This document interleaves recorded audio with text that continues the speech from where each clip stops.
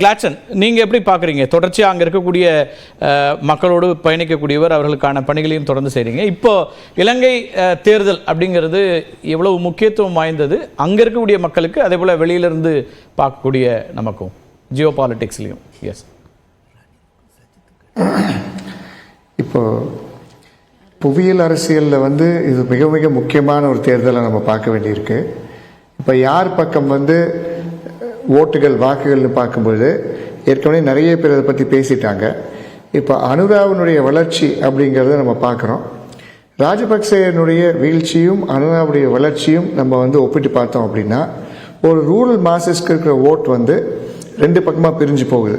ஒன்று எஸ்ஜேபி போகுது சஜித் பிரேமதாசாவுக்கும், இன்னொரு பக்கம் அனுராவுக்கும் போகிறத நம்ம பார்க்குறோம். அதே சமயத்தில் கடந்த சில நாட்களில், அதாவது கடந்த ஒரு 3-4 நாட்களில் ஒரு மிகப்பெரிய மாற்றம் ரணில் பக்கம் வருது. இது எதனால் வருதுன்றதை சொல்கிறத விட, கொலம்போவில் இருக்கக்கூடிய பிஸ்னஸ் கம்யூனிட்டிஸ் அவங்க எப்படி பேசுகிறாங்கன்னா, இவர் வந்தார்னா இதுக்கு நாட்டுக்கு ஒரு ஸ்திரத்தன்மை இருக்கும், ஸ்டெபிலிட்டி இருக்கும், மற்ற பக்கங்கள் எல்லாத்தையும் கொஞ்சம் அனுசரித்து போகக்கூடியவர், 2.5 ஆண்டுகளில் கொஞ்சம் மாற்றத்தை கொண்டு வந்தவர், இவருக்கு இன்னொரு வாய்ப்பு கொடுத்தால் நல்லா இருக்கும்னு ஒரு பக்கமும், இன்னொரு பக்கம் அனுராவை பற்றி பேசுறவங்க ஒரு சிஸ்டம் சேஞ்ச் மாதிரி பேசுறதுக்கு காரணம் எப்படி பேசுறாங்கன்னா, அவர்களுடைய அணுகுமுறை ஒரு சீனாவில் ஏற்பட்ட அணுகுமுறை பற்றி இருக்கலாம். இது வரைக்கும் மக்கள் விரோத சக்திகள் யாராக இருந்தாலும் அவர்களை அழித்து விடுவோம் என்ற அளவுக்கு பேசுறாங்க. அந்த மாதிரி ஒரு பேச்சுகள் இருக்குது. அப்போ ஒரு பயமும் இருக்கு. ஒரு நம்பிக்கை எந்த அளவுக்கு இருக்கோ அதே அளவுக்கு ஒரு மிகப்பெரிய மாற்றத்தை இவங்க கொண்டு வருவாங்கன்ற அந்த பயமும் இருக்கு. இந்த பயம் என்ன ஆகுதுன்னா ரணிலுடைய நம்பிக்கைக்கு மாறுது.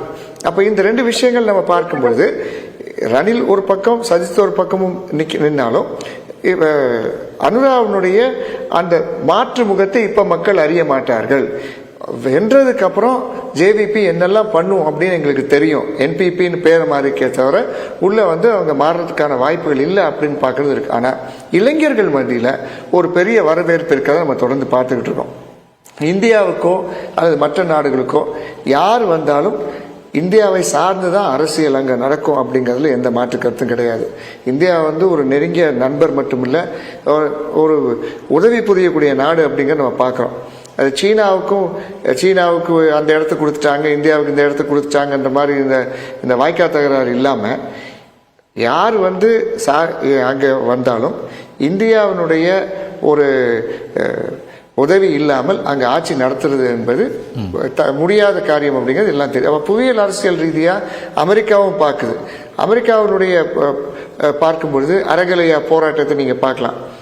எப்படி நடந்தது? வெறும்னா மக்கள் புரட்சியின் மட்டும் இதை சொல்லி நம்ம ஓரம் தள்ளிட முடியாது. பல்வேறு அரசாங்கங்கள் புரட்சியை ஆரம்பிச்சதுக்கு அப்புறம் நிறைய பேர் அதை பேக் பண்ணதை பார்க்குறோம். அப்போ ரெஜிம் சேஞ்ச் அப்படின்னு நடக்கிறதுல இவங்கெல்லாம் கை தேர்ந்தவர்கள் நிறைய பண்ணியிருக்காங்க. இந்த மாதிரி அரசியல் மாற்றங்களை கொண்டு வந்திருக்காங்க. அந்த மாதிரி மாற்றம் இல்லாமல் மக்கள் சார்ந்த மாற்றமாக இருந்துச்சு அப்படின்னா நம்பிக்கை தரக்கூடியதாக தான் இருக்கும். ஓகே, இல்லை இப்போ அங்கே யார் வந்தாலும் ஒரே விதமாக தான் இருக்குங்கிறீங்களா? அதில் தான் திரு கோலாகலம் முரண்படுறாரு. அனுரா இருந்தால் இந்தியாவோடு ஒரு அரசியல் ரீதியான ஒரு உறவு அப்படிங்கிற ஒரு சிக்கல்கள் யாராக இருந்தாலும் இந்தியாவுக்கு எதிராக இப்போ ஏற்கனவே நமக்கு தெரியும். பிரேமதாசா நேரடியாக இந்தியாவை எதிர்க்கல அப்படின்னாலும் ஐபிகேஎஃப் எல்டிடி கரம் சேர்த்து ஐபிகேவை எலிமினேட் அந்த மாதிரி இருந்துச்சு. அதுக்கப்புறம் இந்தியாவோட கரம் கோர்த்து நடந்தாங்க. இப்போ இந்தியாவை பொறுத்த வரைக்கும் லவ் ஹேட் ரிலேஷன்ஷிப் தான். இப்போ ஜேவிபி இருக்காங்க, இந்திய ஆதிக்கம்னு சொல்லி தொடர்ந்து சொல்லிக்கிட்டே வந்திருக்காங்க. இப்ப திடீர்னு இந்திய ஆதிக்கம் கூடாது அப்படின்னு அவங்க சொல்லல. ஆனா இந்தியா அவர்களை அழைத்து பேச்சுவார்த்தை நடத்தியது. பஞ்சாபுக்கு போனாங்க, பல்வேறு இடங்களுக்கு போனாங்க, இந்திய அரசியல் அமைப்புகள்ல என்னென்ன மாற்றங்கள் நடந்திருக்குன்னு பார்த்தாங்க. இது on the invitation of the Indian government. Okay, அப்போ சும்மா அவங்க வந்துட்டு போக முடியாது. இவ்வளவு நாள் ஜேவிபி கிட்டே உங்களுக்கு நல்லா தெரியும். 2009ஆம் ஆண்டு ஜேவிபி இந்தியாவுக்கு வந்த பொழுது 2008 எந்த அரசியல் கட்சியும் அவங்களை சந்திக்கிறதுக்கு முன் வரல. அப்ப ஆட்சியில் இருந்தவங்களும் சரி எதிர்கட்சிகளும் யாருமே அவங்களை சந்திக்கல. ஒரு சில சின்ன அரசியல் கட்சிகள் தான் அவங்களை சந்திச்சாங்க. அப்புறம் ஆனா இருந்தாலும் அப்போ அவங்க எதிர்கட்சியா இருந்தாங்க. ஓகே, அந்த நேரத்தில் சந்திக்காதவங்க இப்போ இந்த பவருக்கு வராங்க, இந்த அளவுக்கு அவங்களுக்கு ஆதரவு வரும்னு சொல்லி இந்திய அரசாங்கத்துக்கு நல்லா தெரியும். அப்ப இவர்களோட கட்டாயம் பேச்சுவார்த்தையை வச்சுக்கணுன்றதுக்காக தான் பண்றாங்களே தவிர இது ஒரு நம்பிக்கை இல்லாம இந்தியா இல்லை. யார் வந்தாலும் அவர்களோடு சேர்ந்து வேலை செய்யறதுக்கு இந்தியா தயார் நிலையில தான் இருக்கும், அவர்களும் தயார் நிலையில தான் இருப்பாங்க. ஓகே திரு சுமந்திரன், தமிழர்களுடைய பிரச்சனை அல்லது கோரிக்கைகள் நீண்டகால பிரச்சனைகள் இருக்கு. போருக்கு பிறகு இன்னைக்கு வந்து காணிகளோ அல்லது உரிமைகள் சார்ந்ததோ இதையெல்லாம் யார் வந்தாலுமே தீர்க்க முடியுமாங்கிற ஒரு கேள்வியை முன்வைக்கிறாங்க. அது அப்படிதான் பார்க்கணுமா? வரக்கூடிய அதிபர் அதில் ஆர்வம் செலுத்தக்கூடிய ஒருத்தராக இருப்பாரா? அதுக்கான ப்ரெஷர் நம்ம போட முடியுதா? இப்போ வாக்குகளாக முன்னாடி வந்து இப்போ தமிழர்களுடைய வாக்குகள் ஒரு ஆட்சியை தீர்மானிக்கும் அல்லது ஒரு அதிபருடைய வெற்றியை தீர்மானிக்கும் அப்படிங்கிற இடத்துல இருக்கும்போது இருக்கக்கூடிய அழுத்தம் இப்போ இருக்குதா? இன்னைக்கு இருக்கக்கூடிய சூழல் என்னவா இருக்கு திரு சுமந்திரன்?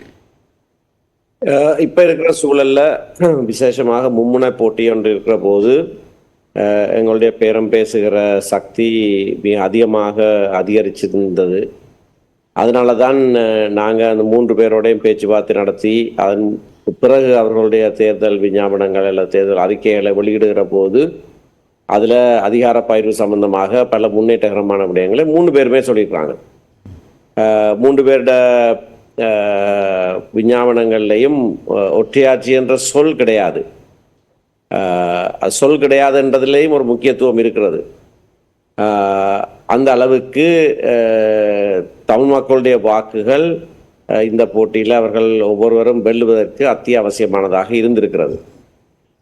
ஆனபடினால்தான் நாங்கள் அதாவது தமிழ் மக்களுடைய வாக்குகளோட பெறுமதி பேரம் பேசுகிற சமயத்திலே மிக அதிகமாக கூடியிருக்கிற, இந்த சரித்திரத்திலேயே மிக அதிகமாக கூடியிருக்கிற ஒரு சமயத்தில் அந்த வாக்குகளை நாங்கள் பிரயோஜனமாக பேரம் பேசி பாவிக்க வேணும் என்று நாங்கள் சொல்லியிருந்தோம். அதனால தான் இந்த தமிழ் பொது வேட்பாளர் என்ற விடயத்தையும் எங்களுடைய கட்சி எதிர்த்தது. அதுதான் பிரதானமான காரணம். பகிஷ்கரிப்பையும் நாங்கள் எதிர்த்திருக்கிறோம். ஏனென்றால் இருக்கிற வாக்குகளை ஒரு ஜனநாயக வழியிலே பிரயோஜனமாக பாவிக்க வேண்டுமாக இருந்தால் அதை கொண்டு போய் வேற எங்கேயோ ஒழித்து வைக்கக்கூடாது. இந்த நிலையிலே துரதிருஷ்டவசமாக எங்களுடைய வாக்குகள் ஒன்றாக இல்லை.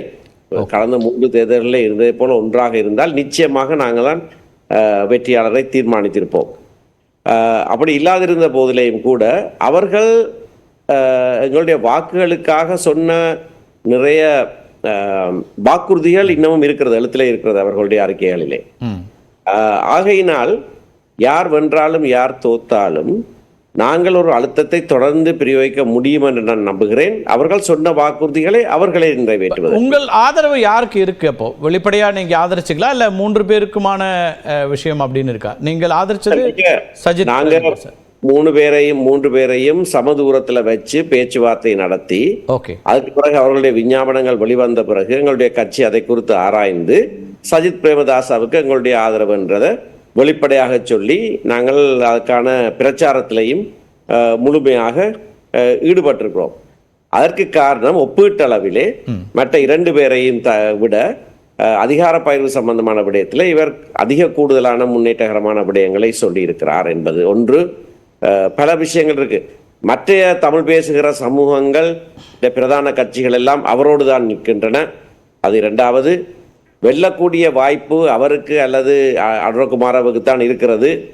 ஆகவே அந்த சூழ்நிலையில அடுத்த ஆட்சி அமைக்க போகிற பாராளுமன்றத்தில் ஆட்சி அமைப்பதற்கு கூடுதலான சந்தர்ப்பம் சஜித் பிரேமதாசாவுக்கு தான் இருக்கிறது என்ற ஒரு கருத்தும் இருக்கிறது. ரணில் விக்ரமசிங்கக்கு கட்சியை கிட்டாரும் புதிதானவர்களாக வருவார்கள். எங்களுக்கு ஒரு சிலரைத்தான் தெரியும். அவர்களோடு எங்களுக்கு முரண்பாடு அண்மை காலத்தில் இல்லாவிட்டாலும் கூட உள்ளே வருகிற இன்னொரு 100 பேர் புதுசாக வருகிறவர்கள் அவர்களுடைய மனம் எப்படியாக இருக்கும் என்று எங்களுக்கு தெரியாது.